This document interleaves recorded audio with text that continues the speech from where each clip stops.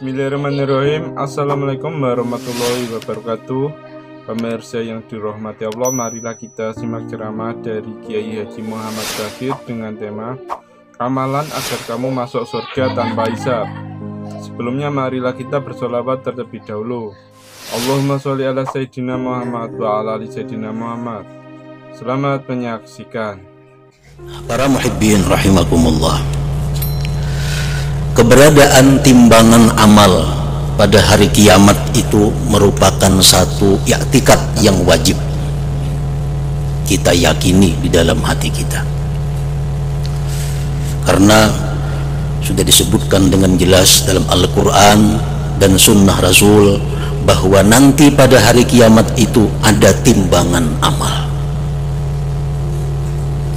Dan bagaimana bentuknya timbangan amal di akhirat itu?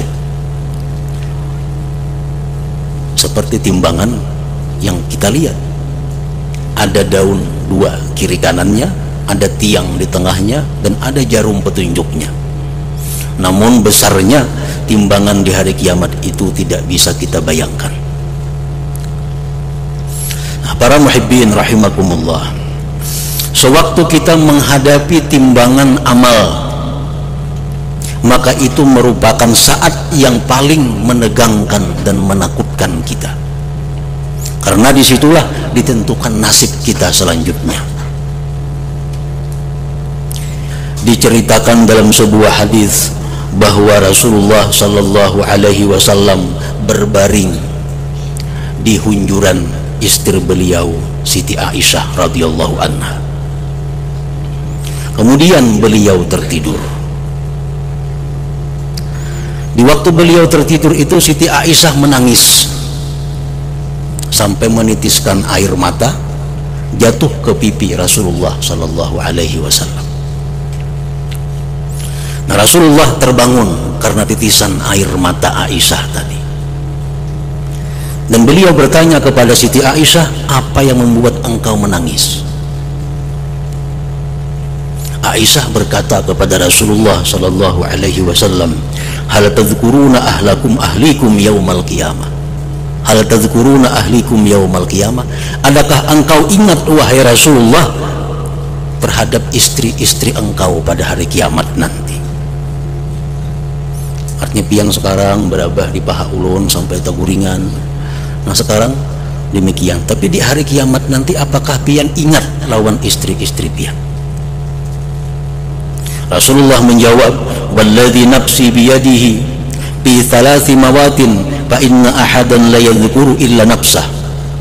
Ujar Nabi kita, demi Allah, demi diriku di tangannya, pada 3 tempat di hari kiamat itu seseorang tidak ingat siapa-siapa melainkan dirinya. Di 3 titik hari kiamat kita hanya memikirkan diri kita tanpa mengingat siapa juga pun. Yang pertama kata Rasulullah, idza wudi'atil mawazin wa wuzinatil a'mal hatta yanzura ibnu adam ayakhiffa mizanuhu am yasqul. Yang pertama ketika dihadapkan timbangan amal kepadanya.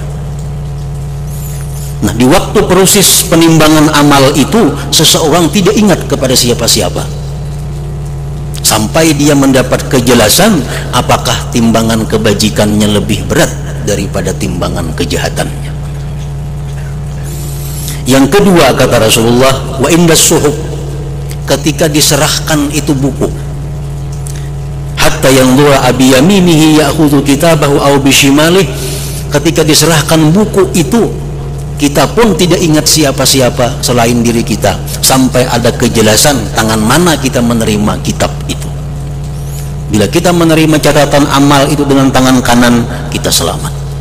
Bila sebelah kiri, kita akan celaka. Yang ketiga, wa indas sirat, dan ketika seseorang menyeberang siratal mustaqim.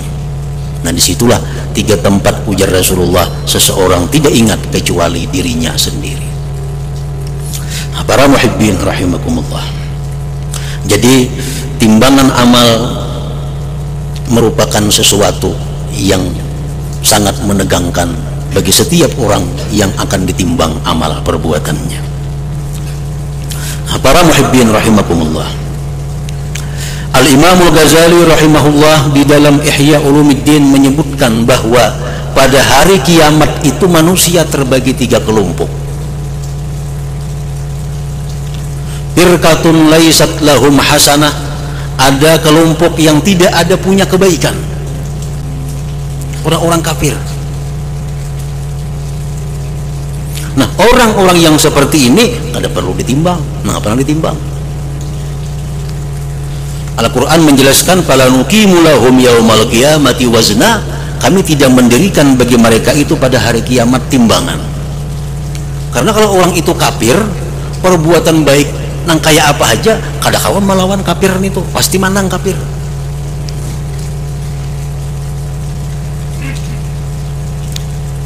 Nah, yang kedua, pada hari kiamat itu ada kelompok la sayyi'ata lahum, orang-orang yang tidak ada dosa baginya.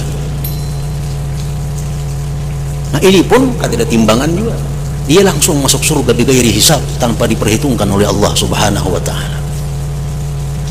Nah, termasuk dalam kelompok kedua ini artinya yang dia tidak menemui hisab, dia tidak menemui timbangan, termasuk adalah alhamdun lillah ala kulli hal, ay fisarra wa dharra, orang-orang yang selalu memuji Allah, yang selalu bersyukur dalam keadaan apapun, baik dalam keadaan lapang atau keadaan sempit, selalu bersyukur kepada Allah. Dapat nikmat, alhamdulillah. Dapat bala, alhamdulillah. Nah, orang ini tidak akan ditimbang. Artinya kada hanya dapat nikmat, inya bersyukur. Dapat musibah, dapat bencana, dia pun bersyukur. Kenapa dapat musibah itu kita mesti bersyukur? Karena setiap kita dapat satu musibah, pasti ada orang lain yang dapat musibah lebih berat daripada kita. Itu yang pertama kita syukuri. Umpamanya di rumah kita ada 3 buah sepeda, kehilangan sepeda sebuah, itu masih bisa bersyukur karena 2 nang tersisa. Taknya hilang ketiganya, kata bakar lawan rumah-rumahnya. Nah, jadi dalam keadaan susah itu masih bisa bersyukur. Nah, orang-orang yang bersyukur kepada Allah dalam keadaan susah, dalam keadaan senang, timbangan ditiadakan baginya, kada perlu ditimbang, karena ini orang yang sudah mendapat keistimewaan dari Allah dan dia lulus ke dalam surga. Yang kedua yang dimasukkan dalam kelompok ini adalah ahlu qiyamil lail, orang-orang yang beribadah di malam hari, orang-orang ahli tahajud, orang-orang yang tengah malam melapor, mengadu, meminta kepada Allah Subhanahu wa taala. Ini orang-orang tersebut kada dikenakan timbangan, masuk surga tanpa hisab. Ahlu qiyamil lail. Yang ketiga, man lam tashghalhu tijaratud dunya wala bai'uha an dzikrillah, orang-orang yang tidak disibukkan oleh jual beli dunia daripada zikrillah. Ini berdagang, bekerja, tapi kada bisa lalai daripada hukum Allah, kada bisa lalai daripada mengingat Allah. Contohnya orang ini berdagang, nukar barang dengan cara yang benar, menjual dengan cara yang benar, sampai waktu sembahyang berjamaah, segala hukum Allah yang berurusan dengan dagangannya dipatuhinya, dipenuhinya. Tidak ada perbuatan kebaikan yang tertinggal karena perdagangannya. Nah, orang seperti ini timbangan amal kada dikenakan baginya, dia langsung masuk ke dalam surga. Berdagang aja, cuma berdagangnya bagus, dan kegiatan agama ibadah kada tertinggal karena urusan bisnisnya. Sembahyang berjamaah kada tertinggal, menghadiri orang kematian kada tertinggal karena dagangannya. Segala macam kebaikan kada terganggu karena usahanya. Nah, ini orang selamat.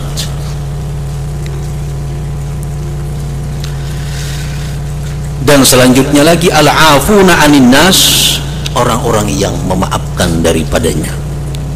Orang menggibahinya dimaafkannya, orang menzaliminya dimaafkannya, orang menyakiti hatinya dimaafkannya, sehingga tidak ada orang yang bakal dituntutnya di akhirat. Dalam dunia sudah habis dimaafkannya. Nah, orang seperti ini timbangan amal kada dikenakan kepadanya. Nah, kita memohon, berdoa, berusaha mohon kepada Allah agar termasuk dalam salah satu di antara golongan-golongan yang selamat itu. Nah, mana kita hendak memuji kepada Allah dalam keadaan susah, dalam keadaan lapang, namun itu kada kawa ambil yang kedua qiyamul lail, jangan ketinggalan.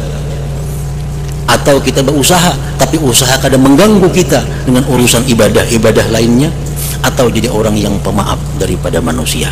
Nah, dengan demikian segala perbuatan kita tidak akan diperhitungkan lagi oleh Allah Subhanahu wa taala. Timbangan tidak akan digunakan kepada kita.